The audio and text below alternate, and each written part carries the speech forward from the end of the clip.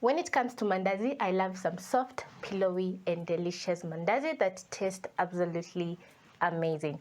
I have several ingredients over here, and the key ingredients for this recipe is lemon. So you're going to be making lemon mandazi. To my bowl, I'm going to add in sugar,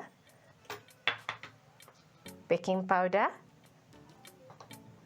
salt.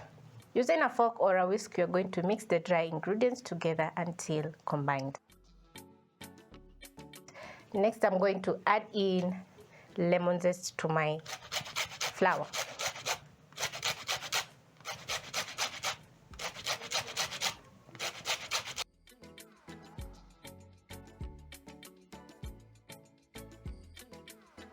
I need a tablespoon of lemon zest. I'm going to pick another lemon and zest into the bowl. While zesting the lemon, make sure to grate in the green part, not the white part, because the mandazi will turn out bitter.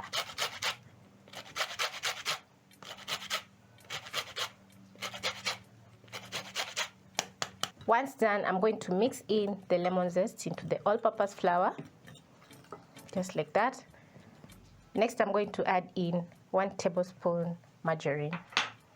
Go in with my hands and break down the margarine into the all-purpose flour until it resembles little clumps of flour, just like this. Next, I'm going to add an egg, and using the palm of my hands, I'm going to mix the egg to combine with the flour. Add in my milk in intervals until a dough forms.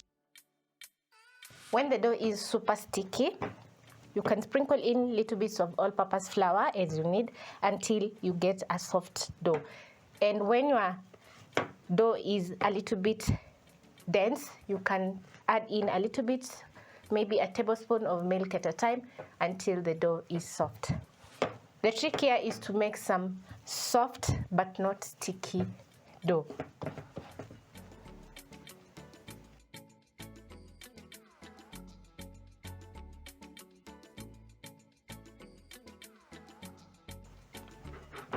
Sprinkle in a little bit of all-purpose flour.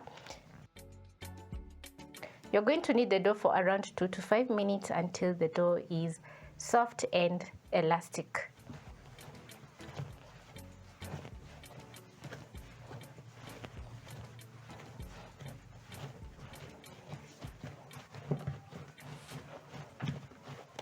After kneading for around 5 minutes, this is how the dough is looking, and it's not sticky at all.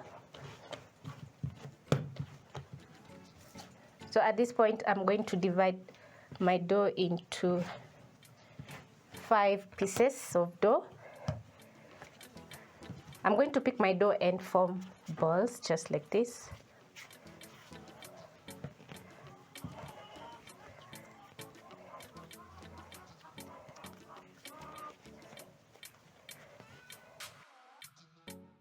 Once done forming balls, you're going to place a frying pan with some oil over medium heat.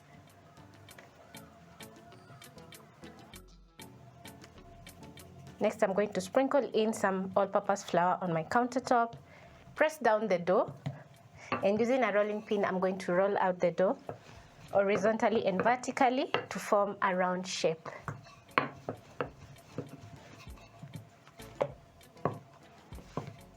So also make sure to go to the edges of the dough while rolling out because you want the dough to be even. For this recipe, I'm going to be making round mandazi, so I'm going to use a cookie cutter. If you don't have a cookie cutter, you can use anything round in the house. So I'm going to place on my dough and cut out round shapes. And because I love my mandazi hollow, I've rolled out the dough a little bit thin. Remove the excess, and I'm still going to be using this dough. I'm going to place aside and continue rolling the dough as I wait for my oil to get hot.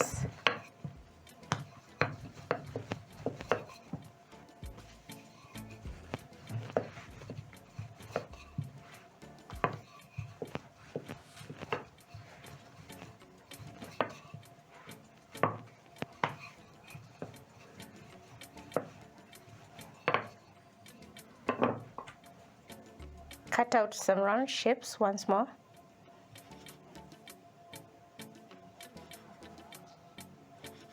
Just like that. Once my oil is hot, I'm going to carefully place in my mandazi into the cooking oil.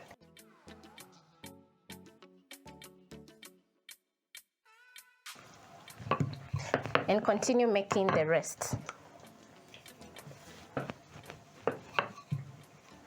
So I'm going to be frying my mandazi until I have a very nice golden brown color on all sides.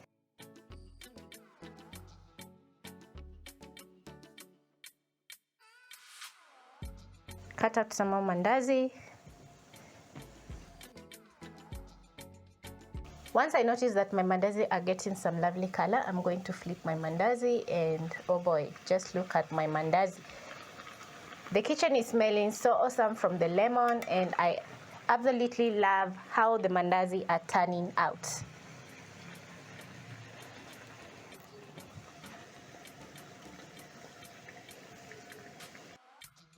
Once the mandazis are ready, I'm going to use a skimmer and shake off the excess oil and transfer to a bowl ready for the next batch.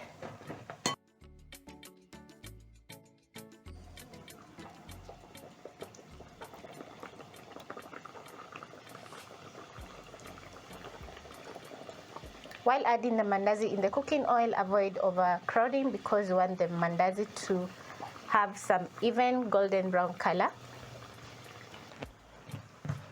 Pick my last piece of dough, flatten out a little bit and roll out.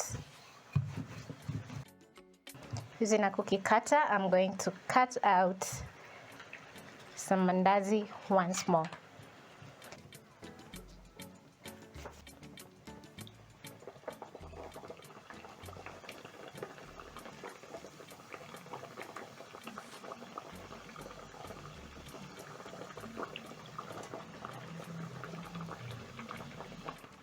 The last round of making my lemon mandazi, and the kitchen smells absolutely incredible. I'm done preparing my lemon mandazi, and I absolutely love the bursting lemon flavor in my mandazi. Once you start enjoying these mandazis, you will not stop at 5, but you'll stop at 10 or even more. The good thing about the mandazi is that you can have the mandazi while still hot or warm, because nothing beats homemade recipes.